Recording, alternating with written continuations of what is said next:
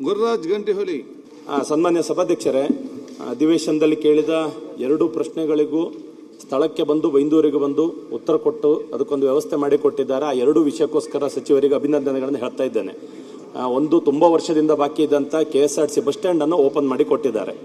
ಆದರೆ ಅಲ್ಲಿ ಓಪನ್ ಆದ ಬಸ್ ಸ್ಟ್ಯಾಂಡ್ ಒಂದು ಯೂಸ್ ಆಗ್ತಾ ಇಲ್ಲ. ಒಂದು ಸರ್ವಿಸ್ ರೋಡ್ ಇಲ್ಲ, ಹೈವೇಲಿ ಡಿವೈಡರ್ ಇಲ್ಲ, ಇನ್ನೊಂದು ಡಿಪೋ ಇಲ್ಲ ಅನ್ನುವಂಥದ್ದನ್ನು ಗಮನಕ್ಕೆ ತರ್ತಾ ಇದ್ದೇನೆ. ಅದ್ರ ಜೊತೆಗೆ ಅಲ್ಲಿ ಡಿಪೋ ಮಾಡುವಂಥ ಒಂದು ಆಶ್ವಾಸನೆಯನ್ನು ಸ್ಥಳದಲ್ಲಿ ನೀವು ಕೊಟ್ಟಿದ್ದೀರಿ. ಸ್ಥಳ ಅನ್ನುವಂಥದ್ದು ಚೆಕ್ ಮಾಡಿ ರಿಪೋರ್ಟ್ ತಗೊಂಡು ಮಾಡುವಂತೇಳಿ ಹೇಳಿದ್ದೀರಿ. ಅದ್ರ ಜೊತೆಗೆ ಡಿಪೋಗೆ ಬೇಕಾದ ಅವಶ್ಯಕತೆಯನ್ನು ಸಹಿತ ನೀವು ಆ ಸಂದರ್ಭದಲ್ಲಿ ಒಪ್ಪಿಕೊಂಡಿದ್ದೀರಿ. ಇಲೆಕ್ಟ್ರಿಕಲ್ ಬಸ್ ಒಂದು 100 ಬಸ್ಸನ್ನು ಪರ್ಚೇಸ್ ಮಾಡುವಂಥ ಅಥವಾ ಅಲ್ಲಿ ಒಂದು ಒದಗಿಸುವಂಥ ಮಾತುಗಳನ್ನು ಆಡಿದ್ದೀರಿ. ಕೊಲ್ಲೂರಿನ ಅಭಿವೃದ್ಧಿಗೋಸ್ಕರ ಪ್ರಾಧಿಕಾರ ಮಾಡಿಕೊಟ್ಟ ತಮಗೆ ಮತ್ತೊಮ್ಮೆ ಅಭಿನಂದನೆ. ಇದಕ್ಕೂ ಒಂದು ದಾರಿ ಒಂದು ತೋರಿಸಿ ಆ ಬಸ್ ಸ್ಟ್ಯಾಂಡ್ ಯೂಸ್ ಆಗುವ ಹಾಗೆ. ತುಂಬಾ ಸಾರ್ವಜನಿಕರು ಒದ್ದಾಡ್ತಾ ಇದ್ದಾರೆ, ಡೆಡ್ ಆಗಿಬಿಡ್ತು. ಒಂದು ತಾವು ದಾರಿ ತೋರಿಸಬೇಕು ಅಂತ ಕೇಳ್ಕೊಳ್ತೇನೆ. ಸಭಾಧ್ಯಕ್ಷರಲ್ಲಿ ಬಸ್ ಸ್ಟ್ಯಾಂಡು ಮೊನ್ನೆ ಉದ್ಘಾಟನೆ ಆಯಿತು ಸಭಾಧ್ಯಕ್ಷರೇ. ಅಲ್ಲಿ ಡಿಪೋ ಬೇಕು. ಡಿಪೋಗೂ ಜಾಗನೂ ಇದೆ. 6 ಎಕರೆ 2 ಗುಂಟೆ ಜಾಗ ಇದೆ. ಸಮುದ್ರದ ಪಕ್ಕದಲ್ಲಿದೆ. ಅದೇನಾಗಿದೆ ಅಂದರೆ ರಿಟರ್ನಿಂಗ್ ವಾಲ್ ಹಾಕಬೇಕು ಮತ್ತು ಪೈಲ್ಸ್ ಫೌಂಡೇಶನ್ ಹಾಕಬೇಕು. ಅಷ್ಟಕ್ಕೇ ಸುಮಾರು ಒಂದು 12 ಕೋಟಿ ಎಷ್ಟು ಖರ್ಚಾಗುತ್ತೆ ಸಭಾಧ್ಯಕ್ಷರೇ. ಅದ್ರ ಜೊತೆಗೆ ಡಿಪೋ ಎಲ್ಲ ಕಟ್ಟಬೇಕಾದ್ರೆ ಒಂದು 20-25 ಕೋಟಿ ಅಂತ ಅಂದಾಜು ಮಾಡಿದ್ದಾರೆ.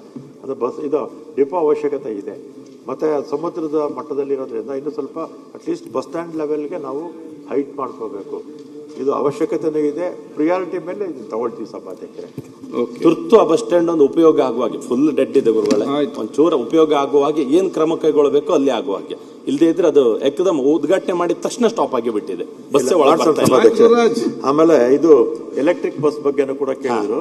ಮೊನ್ನೆ ರೆವಿನ್ಯೂ ಇಲಾಖೆಯಿಂದ 5 ಎಕರೆ ಜಾಗನೂ ಕೊಟ್ಟಿದ್ದಾರೆ.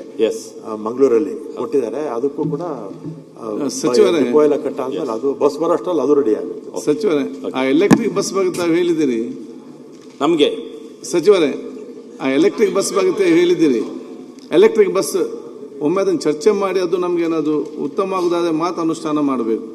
ಅದಕ್ಕೆಲ್ಲ ಬೇರೆ ಬೇರೆ ಅಭಿಪ್ರಾಯ ಇದೆ. ಅದರಲ್ಲಿ ಅಂತಿಮ ಮೇಲೆ ನಷ್ಟ ಆಗ್ತಾ ಪ್ರಯೋಜನ ಕೂಡ ಇಲ್ಲ ಅಂತೇಳಿ ಅದು ಒಂದು ಬರೀ ಒಂದು ಪ್ರೈವೇಟ್ ಸೆಕ್ಟರ್ಗೆ ಲಾಭ ಆಗಲಿಕ್ಕೆ ಬೇಕು. ನಾವು ಅದನ್ನು ತಗೊಳ್ಳೋದು ಬೇಡ. ನಮ್ಮ ಊರಿಗೆ ಕೂಡ ಅದನ್ನು ಚರ್ಚೆ ಮಾಡ್ತೀವಿ. ನಮ್ಮಲ್ಲಿ ಆ ಬಸ್ ಬರಲಿ, ಅದ್ರ ರಿಪೋರ್ಟ್ ನಾವು ಕೊಡ್ತೇವೆ. 1 ವರ್ಷ ಅದನ್ನ ಓಡಾಡಿಸಿ ಆದ್ಮೇಲೆ ಗೊತ್ತಾಗ್ಬೋದು.